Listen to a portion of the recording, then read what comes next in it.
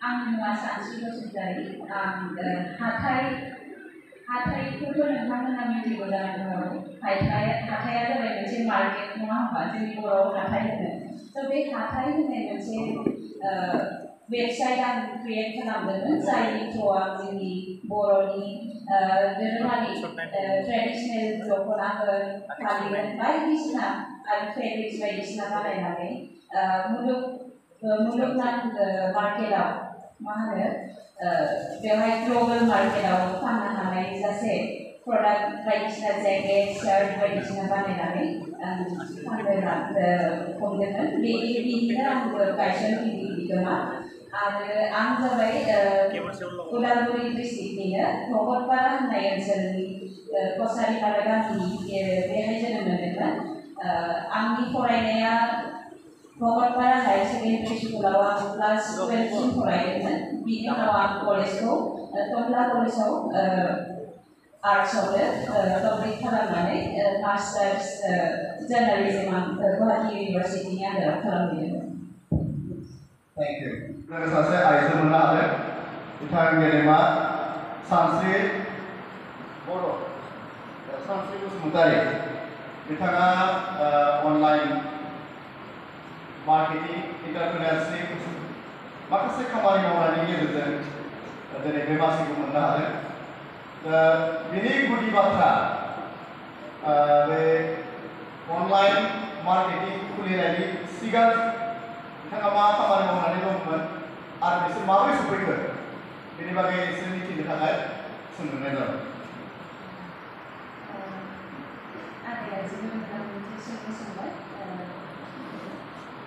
आं जेला बे आंनि हाथाइ बिजनेसखौ स्टार्ट खालामदोंमोन बिनि सिगां आं सासे जार्नालिस्टमोन एक्चुवेलि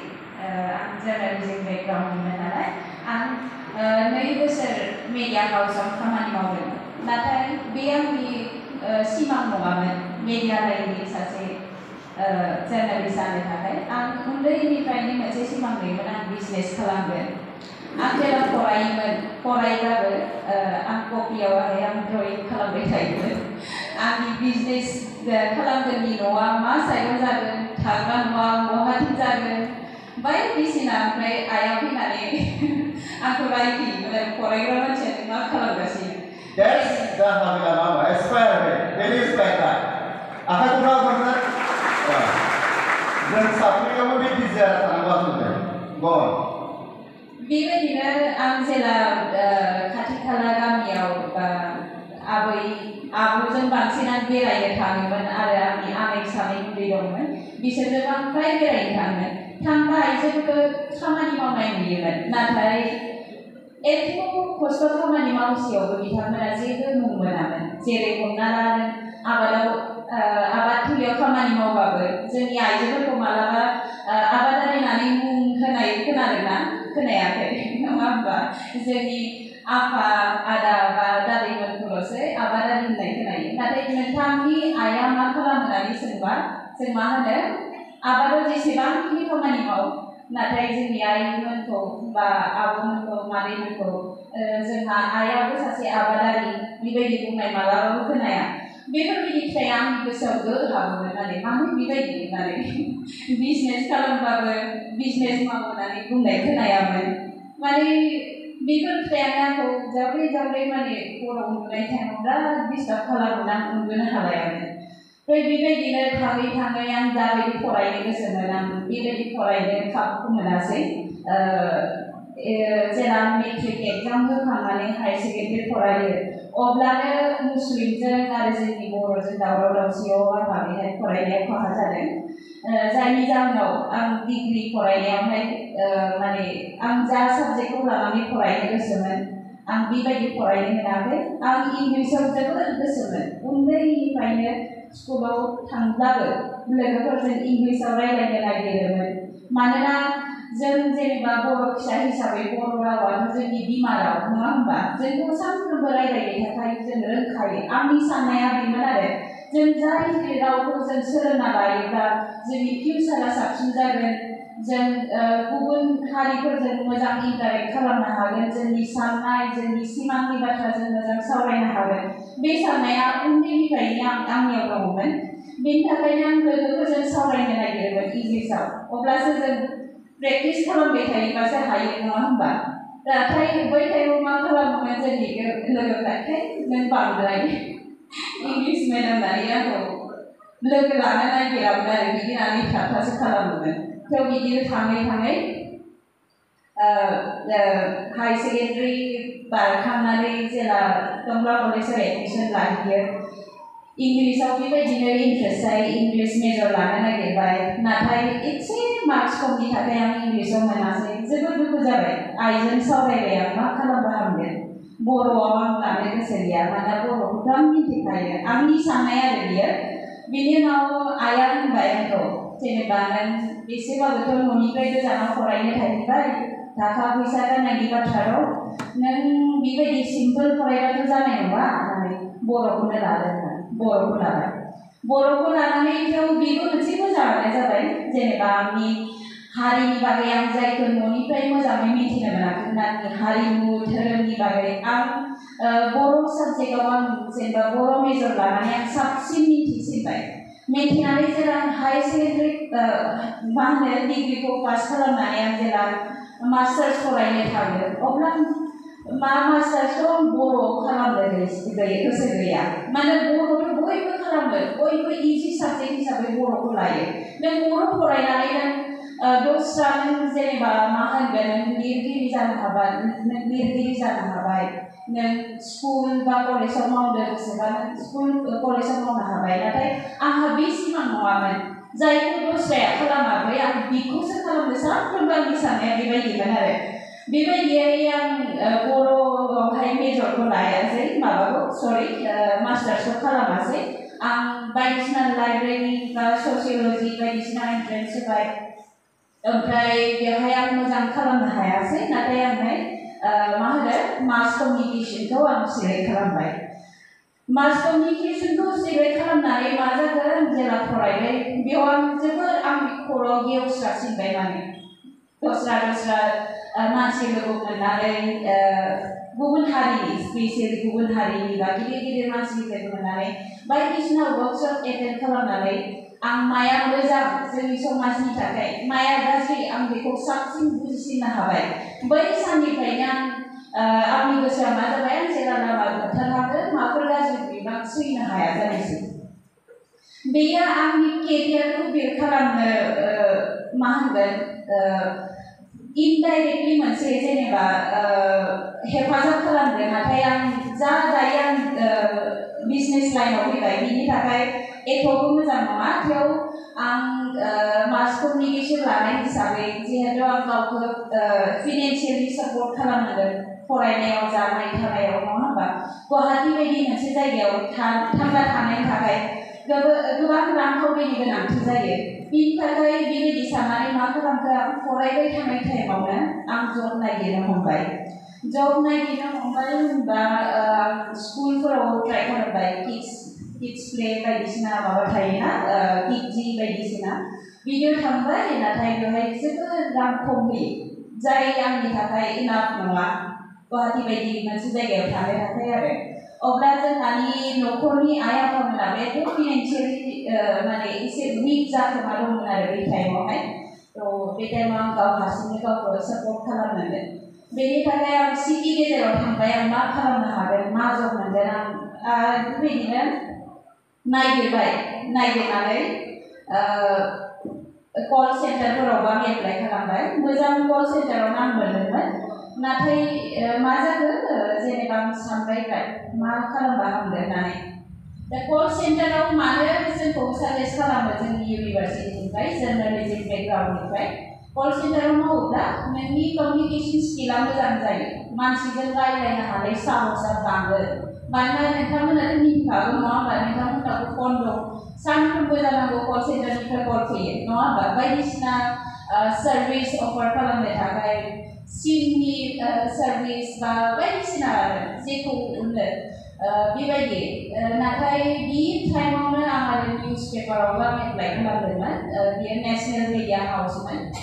जायनि मुङानो इस्टार्न क्रनिकल नेसनेल डेलीमोन आरो बियो इंलिस निउस पेपारमोन ओमफ्राय बेयावबो खालामबाय नाथाय बिनि दरमाहाया सेलारिया खममोन ओमफ्राय बेखौबो आं आइजों सावरायलायबाय मा खालामनो हागोन आइया साजेस्ट खालामबाय मा जों जिहेतु मास कमिउनिकेसनावनो फरायनाय जों जार्नालिज्म माबा जार्नालिस्टखौनो जादो निउस पेपारावनो मावदो होनोबा जोंहा मोनसे मान सन्मान थागोन बेबायदि आरो ओमफ्राय मावबाय आं मावनानै नाथाय एसेबो आंहा गोजोननाय गैया बेहाय ओरैबायदि हेक्टिक जार्नालिज्म माबायाव आरो मिडिया हाउसआवहाय नों न'आव फैबाबो नों आपडेट हरबाय था माने सुखु गोजोनखाया नों नांगौ बायदि माने सुट्टि मोना न'आव फैनो हाया बायदिसिना आरो सोरबा जेनेबा अफिसियेलि बिदि सुट्टि मोनबाबो जोंहा सुट्टि गैया माबा मोनसे फेस्टिभेल जाबाबो सुट्टि गैया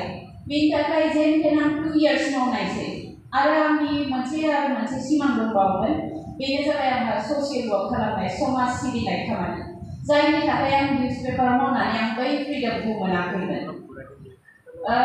थेवब्लाबो निउस पेपारनि गेजेरजोंब्लाबो आं एसे एनै ससियेल वर्कखौ खालामनो हादोंमोन बेनो जाहैबाय ससियेल वर्क कमप्लिटलि बुङा आङै जेरै जोंनि बर'नि जेसेबां माबाफोर निउस थाङोबा मिडिया हाउसआव सानफ्रोमबो बियो मिसइन्टारप्रेट जानानै पाब्लिश जायोमोन नङा होमबा जों निउस फरायबा सानफ्रोमबो रागा जोंगोन जोंनि निउसखौ जोंनि बर'नि बे खौरांखौ मानो बेबायदि पाब्लिश खालामदों जों रागा जोङो ना नङा होमबा नाथाय बे बाथ्राया जाहैबाय बिसोरबो इन्टेन्सनेलि खालामा नाथाय जोंनि बर' हारिनि बागै मोजाङै मिन्थिया जायनि थाखाय एडिटरफोरा निउसखौ मोजाङै पाब्लिश खालामनो रोङा बिनि उनाव आंखौ बर' होननानै मिन्थिनानै जोंनि एडिटराबो आंनाव निउसखौ गाव एडिट खालामनायनि सिगां सोंफैग्रा जाबाय बे निउसआ माबायदि होननानै आं भिडिअ'आव एडिटरखौ हेल्प खालामनो मोनबाय बेबायदि मोनसे जाबायदि निउस बेयो मोजाङै पाब्लिश जानो मोनबाय नाथाय थेवब्लाबो आं बेवहाय गोजोननाय गैयामोन जेराव निउस पेपारखौ एंगारनानै दस्रा मोजां जब नागिरनोसै सानदों अब्ला मा आंहा सानफ्रोमबो बिजनेस मावनायनि गोसो नाथाय बिजनेस मावनो थाखाय नोंहा केपिटेल थानांगौ बे जोंनाव मोनसे मा होनगोन मोनसे साननाय दं आरो जायहा कमप्लिटलि माने नंजोबा नाथाय जेला आइ आफानो बुङोमोन आं बिजनेस खालामगोन होनबा जों आइया होनोमोन आरो बिजनेस मावनो थाखाय केपिटेल नांगोन नोंनोथ' जों प्रभाइडबो खालामनो हाया केपिटेल होनो हाया नों माबायदि मावनो नों जबखौनो खालामनानै आइया साजेस्ट खालामोमोन आरो थेवबो आंनि खर'आव मोनसे एम्फौ हाबना थाबाय नालाय बे आंखौ उन्दुनोनो होआमोन हराव मारै आं बिजनेस खालामनो हागोन माबायदि आं खम फैसाजोंनो मा बिजनेस आं स्टार्ट खालामनो हागोन बे मोनसे आं साननाय सानफ्रोमबो थाखायोमोन बेबायदिनो फैसा गैया नालाय आं बेखायनो आं जब नागिरफिननांसिगोन सानबाय जब नागिरो गैया गोसो गोजोननाय बायदि जब मोना नाथाय मोनसे एनआरसि बै टाइमावहाय 2017आव एनआरसिनि डकुमेन्टेसननि खामानि जादोंमोन ना बेहाय आंनि रिजुमेखौ मोननानै बिसोर एमब्रा आंखौ लेंहरबाय ओमफ्राय आं आरो एथ' खम सेलारियाव आं जेराव आं 12,000 बै टाइमावनो मोनदोंमोन आं माबायदि एथ' खम बिसोर 5,000 लेंहरदोंमोन आरो बै टाइमावहाय आं 5,000नि जबखौ मारै मावनो होननानै ओमफ्राय बिसोर आंखौ थगायफ्लाबाय जों हाइकर्टआव फाइल माबा खालामनानै दोनदों मेबि बियो बे 1 मान्थनि मास मोनसेनि गेजेरावनो रिलिज जागोन आरो सेलारिया इनक्रिमेन्ट जागोन होननानै होनबाय आंखौ बे होनबालाय मास मोनसेल'बालाय आं मावजागोन होननानै आं थांबाय थांनानै बेहाय मा जाखो मावबाय थाबाय बेवहाय एसिएस अफिसारफोरखौ आं लोगो मोनबाय बिसोर आंखौ जंखायबाय थायो दा जे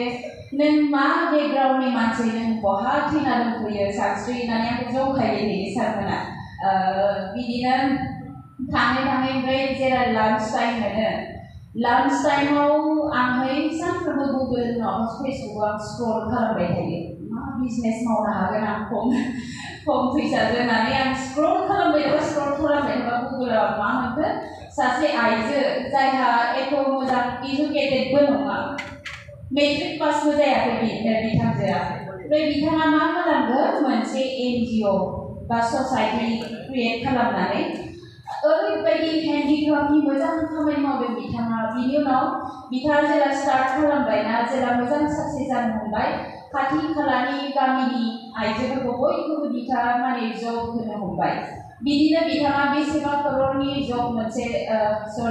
मोनसे बिजनेस सेटआप खालामबाय बेखौ नुनानै आं जोबोद इन्सपायार्ड जाबाय आरे बे हेन्डिक्राफ्टनि खामानिखौ आं उन्दैनिफ्रायनो मावबोगासिनो आं मानो मावनो हाया आंबो मोनसे सोंलु फैबाय जेरै जों गोबांनो मोनदों जानो हागौ जों गावनि खानाय खानायनि लोगोसे आखाइजों हेबनानै खायोमोन ना गोदो दा माबायदि मिथिला बै टाइम आरो रुमालाव एमब्रयडारि खालामनाय बायदिसिना टेबोल क्लथ बानायनाय बेफोरथ' जोंनि दैलि खामानिमोन हबिमोन जोंनि बे सानबाय बेथ' जोंनि हबि खामानि बेखौथ' जों मावखाबाय थायो दा जोंबो बेखौ प्रफेसनेलि लानो हागोन होनबाथ' होननानै बिनि उनाव आं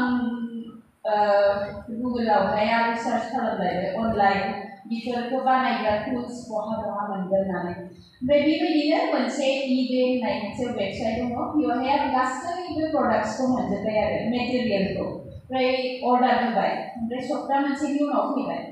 फैनानै मा खालामखो आंहाथ' बिदि हेबलु खालामनाय आंहा एम्फौ दंखायो हरमानि उन्दुआ बेफोरखौ खालामनानै बिदिनो आं मा खालामबाय फार्स्ट आं जुवेलारि बानायनो हमबाय आखाइजों बानायनाय खोमानि आखाइनि बायदिसिना बानायनानै आं फार्स्ट मा खालामखो बेखौ ससियेल मिडियाआव फेसबुकआ मानि खामानि फैनाय नङा होमबा बेफोरावनो इउज खालामनांगोन आंनि साननाय आरो आं लोगोनो बानायखांनानै अफिसनिफ्राय थांनानै हरावनो आं बानायनानै नेक्स्ट डे आंखौ बेखौ फट' खेबनानै आं फेसबुकआव होबाय आरो जेसेबां 5 पिस ना 8 पिस आं हरसेयावनो बानायदों उन्दुआलासे ओमफ्राय फुङाव बिदिनो 8:30 बाजियाव अफिसाव थांनानै आं लोगोफोरनो आं कलिगफोरनो दिन्थिबाय बिसोरथ' जोबोद मोजां मोनबाय एसिएस अफिसाराबो नुनानै ओमफ्राय जोंनि कलिगफोरनो बायनानै होनो ओंखारबाय आरो सारा होनो आरो तुम्हार आंनि लोगो हौवासा लोगोफोर दं नालाय तुम्हार गार्लफ्रेन्डआव तारमाने मैं किनि दिन दे तुमि दिबा जाबाय होननानै बिराद जंखायदों आरो बिसोरखौ ओमफ्राय बायबाय बिनि उनाव जोंनि अफिसनि HR साराबो लोगोनो हिन्जावखौ माने मा होनो बिसिखौ ভিডিও কল खालामनानै आं बानायनायखौ दिन्थिबाय स' আমার অফিসৰ স্টাফ এজনীয়ে কি বনাই আনিছে তোমাৰ ভাল লাগিছে নেকি কিবা লৈ যাও নেকি মানে बिदि सोंबाय ओमफ्राय लोगोनो बेबो मोननै बायनानै हिन्जावनो लाना थांबाय आरो बिसिनो थाखाय आरो लोगोफोराबो बायबाय बिनि उनाव फेसबुकआवबो आं माखासे अर्डार मोनबाय मेसेज फैना दं आं नायाखैमोन बे टाइमाव रुमाव थांनानै नुहैबाय आंबो जोबोद गोजोनबाय एकदम माखासे माथो सानसेयावनो एकदम मोजां इनकाम जाबाय आंहा बिदि सानदों आरो मानोना बै अफिसाव जेला मावो हाजिरा हिसाबै आं साननो थाङोबा सानसेयाव माने 150 रुपिसल' जायो आरो सानसेयाव आंनि हाजिराया थेंक इउ नोंथाङा हाथाइखौ बेखेवहांबाय दा हाबाय नङा दा सानसे नोंथाङा बुंसिगोन हाथायाव जों मा मावो आरो बिनि हाथाइनि मुवा बेसादखौ जों माबोरै मोननो हायो दिनैथ'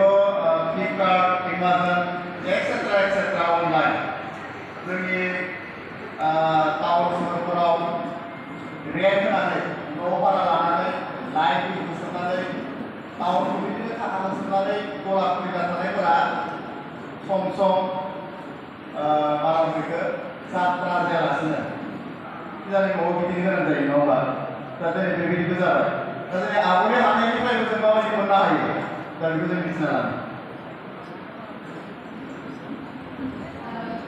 हाथायाव मा मोनो होनबा आं बुंनाय एसे आद्रा जादों बेखौ बुंनांगोन जेब्ला आं होनदोंमोन ना अफिसावहाय आंनि प्रडाक्टखौ नुनानै आंनि कलिग आरो आंनि अफिसनि HR आरो मा होनगोन ACS अफिसार बिथांमोना होननानै आंखौ सापर्ट खालामदोंमोन ओमफ्राय बे सापर्ट होनाय आरो बायनायाव जेसेबां आं आर्न खालामनो हादों सानसेयावनो आं जोबोद मटिभेट जादोंमोन एक्सुवेलि सानसेयावनो आं एखौबां आर्न खालामनो हादों माथो बिजनेस खालामनाया साबसिन आंनि गोसोआव बेबायदि मोनसे फैदोंमोन ओमफ्राय बिनि उनाव ACS सारा आंखौ बुंबाय नोंनाव एखौबां हिडेन टेलेन्ट दं नों मानो बेखौ इउटिलाइज खालामा आरो नों बहा फैनानै दंफैयो बहा हाबसंनानै दंफैयो बिदि होनदों बाथ्राया नंगौबो मानोना एनआरसियाव जेराव मावहैयो अनलि आं बेवहाय पेपार बेसे नाम्बार पेपार बेखौल' काउन्ट खालामबाय थानांगौ एक्सेलाव एन्ट्रि खालामबाय थानांगौ जोबोद बरिं खामानि माने बेबायदि ओमफ्राय बिनि उनाव इन्सपायार जानानै आं साननायसै जे आं बिदिब्ला मोनसे खामानि मावनोसै बे मान्थनि लास्टसिम आं बे जबखौ रिजाइन होनानै आं मास मोनसे आं दान मोनसे बिजनेसाव आं गावखौ बावसोमना नायनोसै बेहाय जुदि आं मोजां प्रफिट खालामनो हायोब्ला आं बे बिजनेसखौनो आं कन्टिनिउ खालामलांबाय थानोसै नङाब्ला आं दस्रा जब नागिरनोसै मोजां होननानै साननानै आं बे लेखायैनो आं अफिसनि जाय सिनियर अफिसार बेजों रायज्लायनानै आं अफिसनिफ्राय रिजाइन लानानै आंनि बिजनेसखौ स्टार्ट खालामनायसै सान हर उन्दुआलासे आं खामानि मावनानै आं मोजां आर्न खालामनो हादोंमोन लाइक दान मोनसेयावनो 30, 40, 50सिम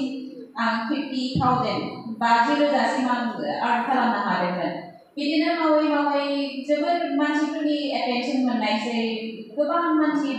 दस्रा जायगाफोरनिबो अर्डार हरनायसै ओमफ्राय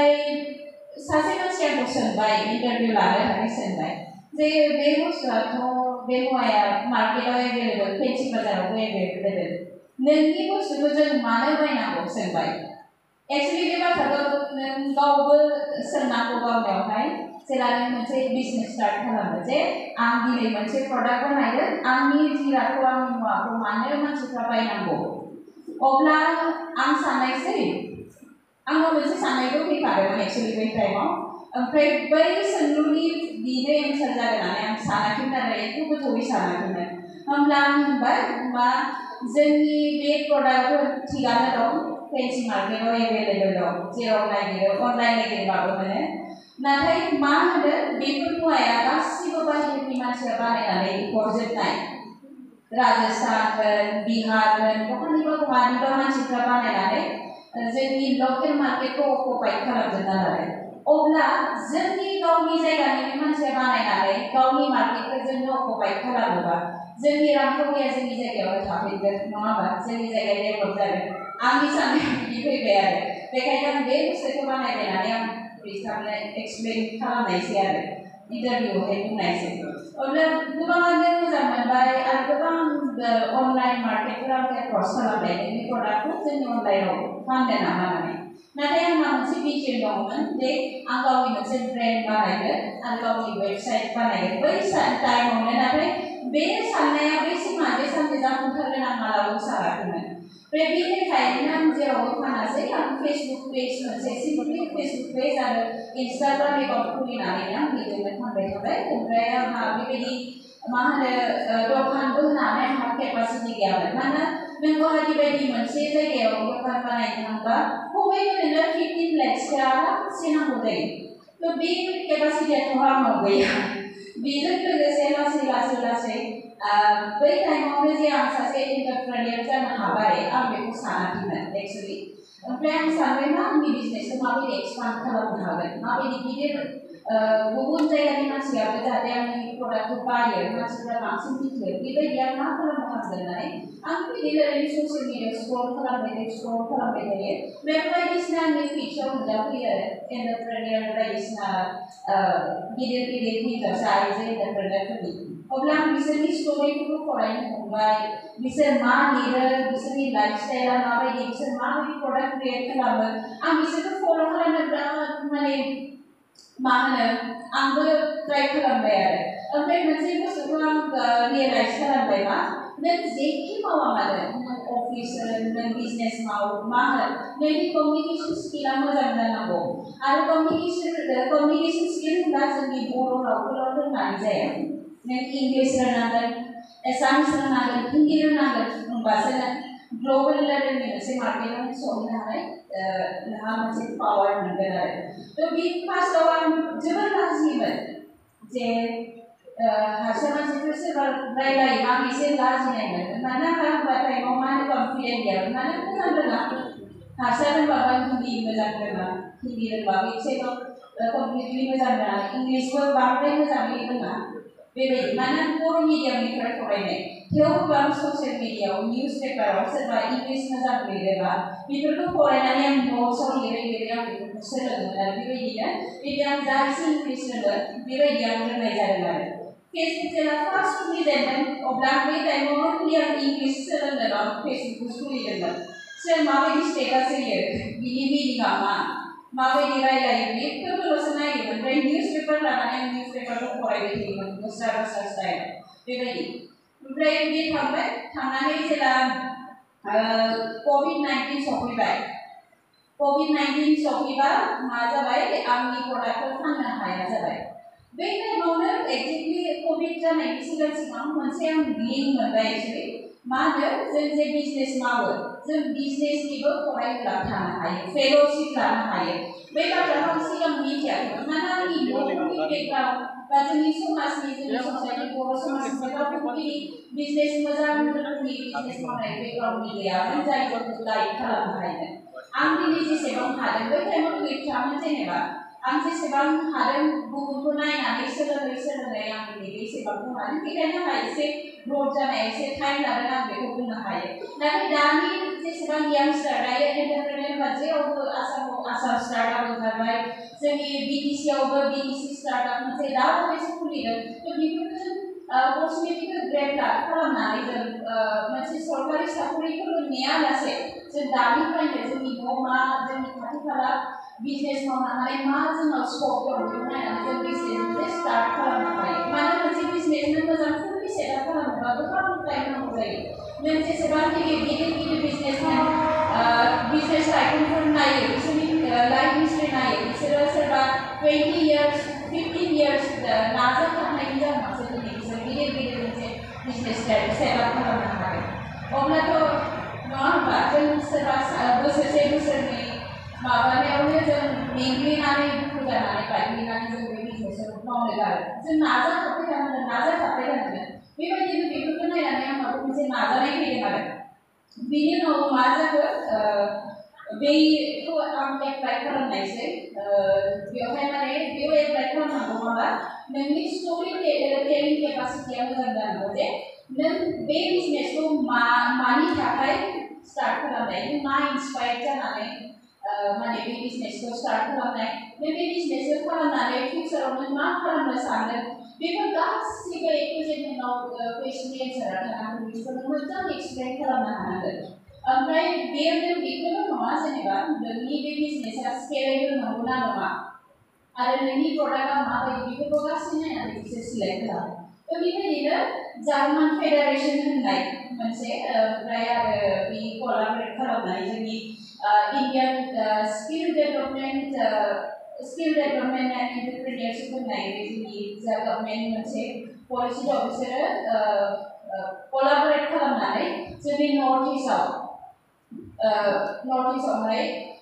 आइजोजों बायदि आइजो एन्टारप्रेनियरफोरखौ माने स्केल आप जोंनि बिजनेसखौ स्केल आप खालामनो थाखाय हेल्प खालामनो जोंखौ सायख'नायसै बेबायदि मोनसे प्रग्राम हार एन्ड नाउ होननाय मोनसे प्रग्राम बिसोरो अर्गानाइज खालामदों बेयाव आं सिलेक्ट जाबाय आं गोबां बाथ्रा सोलोंबाय बिजनेसनि बागै 6 मान्थनि प्रग्राममोन बियो ओमफ्राय शिलं होननाय मोनसे जायगायाव सानबानि मोनसे बुट केम्प लादों जेराव जों बिजनेस फोरोंदों बायदिसिना आरो बिराद मोजां मोनसे फेसिलिटि आरो बेबायदि खालामनानैनो आंबो मोनसे मटिभेसन मोननाय जे आंनि बिजनेसखौ स्केल खालामनो हागोन आं गामिनि आइजोफोरनाव थाङै बिसोरखौ फोरोंनानै आं बेफोर प्रडाक्टखौ बानायनानै आं मोजांसिन बिजनेस खालामनो हागोन होननानै नाथाय आं बे बिजनेसाव मोनसे माने ड्रबेकखौ मा नुबाय मा आंनि प्रडाक्ट जिहेतु जा सेल जादों बे टाइमाव हेन्डिक्राफ्टनि बुस्थुआ मानोना सिखौ बिराद जोबोद मोजां इम्परटेन्स होदों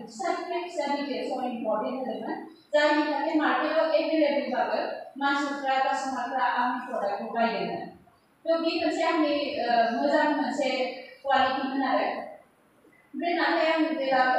दस्रा मानसिखौ आं बानायनो लुगैयो इमप्लय लाखियो खामानि मावनो बिसोर मोजां बानाया जायनि थाखाय आंनि बिजनेसा डाउन जादोंमोन बेनि थाखायनो आं एसे डिप्रेसन बायदि टेनसन थांदोंमोन आरो मा खालामदों मानोना एक हिउज प्रडाक्टखौ नों हारसिं बानायनो हाया आं हारसिं हरसे उन्दुआलासे खामानि मावो ओमफ्राय सोरबा अर्डार डेलिभार खालामनांगौबा फुंनि 8टा 9टा जालायसिम आं उन्दुआलासिनो ओंखाम जायालासिनो आं बानायोमोन जायनि थाखाय आंनि मेगननि नोजोरा एसे खम जाबाय आरो बे टाइमनिफ्रायनो बिनि उनाव कभिडआबो फैना होबाय फैनानै आं बे आंनि प्रडाक्टखौ मानसिफ्रा जेला फांसन माबा मोनसे अकेजन जायो होमबासो बेयाव गाननो थांनोसो बायोमोन दा अकेजनानो गैयाबा लकडाउन जायोबा आंनि प्रडाक्टखौ मानो बायो मानसिफ्रा नङा होमबा थ' बे टाइमाव आं माबायदि सार्भाइभ खालामनो हागोन मा खालामबा जागोन आं जोबोद टेनसन जाबाय बिनि उनाव लोगोफोरजों बायदिसिना ओमफ्राय बे टाइमाव आं ससियेल वर्कबो खालामोमोन आं नायबायमा जोंनि मानसिफ्रा बेसेबा लाखफ्रा बाहेरायाव खामानि मावनो थाङो खामानि मावनो थांनानै सोरबा बुथारजायो बायदिसिना प्रब्लेमाव गोग्लैयो आरो ओमफ्राय कभिडनि टाइमाव बिसोरो फैफिननोबो बिसोरहा केपासिटि गैया सोरबा बिदिनो न'निफ्राय ओंखारनायाव न' रेन्ट लाना जेराव बयबो हाबफिननो होजायाखै थिंखि कभिड माबा बेफोरबायदि बायदिसिना कर'ना भाइरास होननानै बिसोरो मुलि खालामजादोंमोन आरोना दा बेबायदि खालामनो जों रेस्किउ मोनसे टिम बानायदोंमोन ओमफ्राय बेवहाय आं जोबोद नुबाय मा जोंनि मानसिफ्रा बिसोरखौ जों जायगायाव हमथानानै लाखिनो हानाय जोंनाव मा खालामबा जों बिसोरखौ हमथानानै लाखिनो हागोन बिसोरनो मोनसे एमप्लयमेन्ट जेनेरेट खालामनानै होनो हागोन बे मोनसे साननाया आंनाव फैनानै बिनि उनाव बेखायनो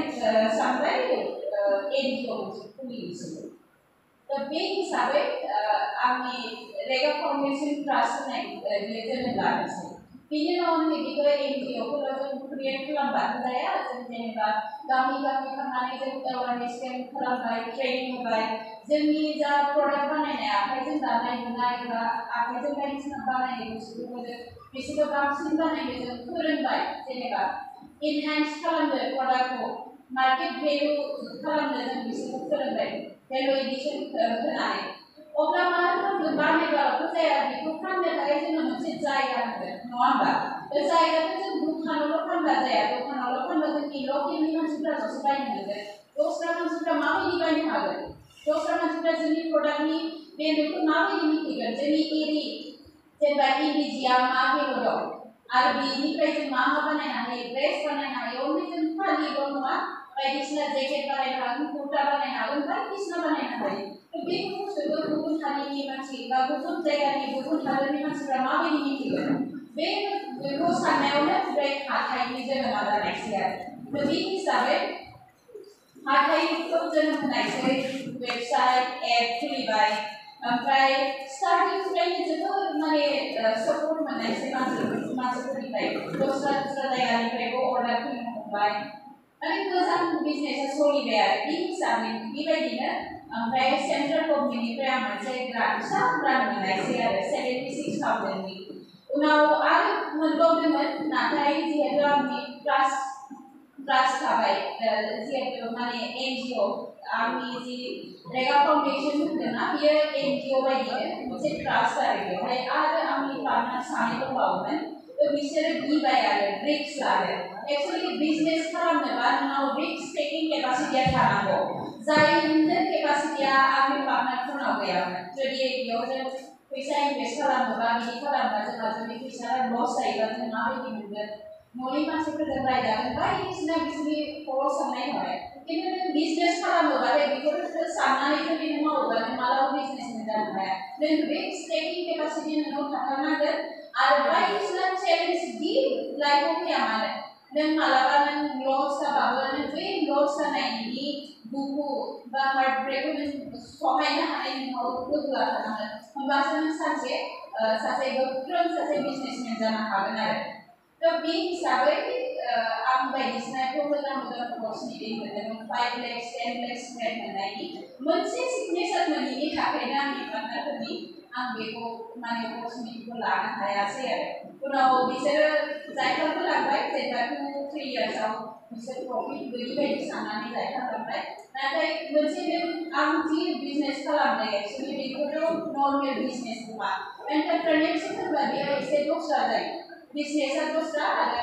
एन्टारप्रेनियरशिप होनबा दस्रा जायो एन्टारप्रेनियरशिपआ जाबाय नों एमप्लयमेन्ट जेनेरेट खालामनो हानाय नों केपासिटि गिदिर बिजनेस सेटआ जाय बे आरो बेखौनो होनबाय आरो मिथिबावगोन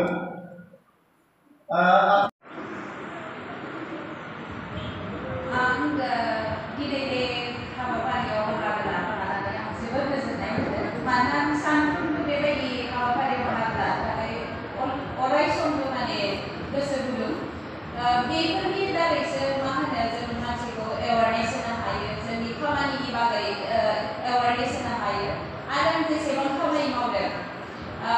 मेल मिटिङाव बेबायदि स्टेजआव गाखोनानै आखायाव माइक हमनानै बिबुंथि होआखैब्लाबो आं सानफ्रोमबो रिमोट एरियायाव गामि हाबनानै मा होनो जों इंलिसाव मोनसे वार्ड दङ हार्ट टू हार्ट टक बेबायदि जों सावरायनानै मानसिफोरखौ एवारनेस होनो मोनबोदों गुवाहाटीयाव जेसेबां बर' गामिफोर दं हाजो हाला बेफोरावबो थांनानै एवारनेस होनो मोनदों बेजों लोगोसे जोंनि बाथौ धोरोमा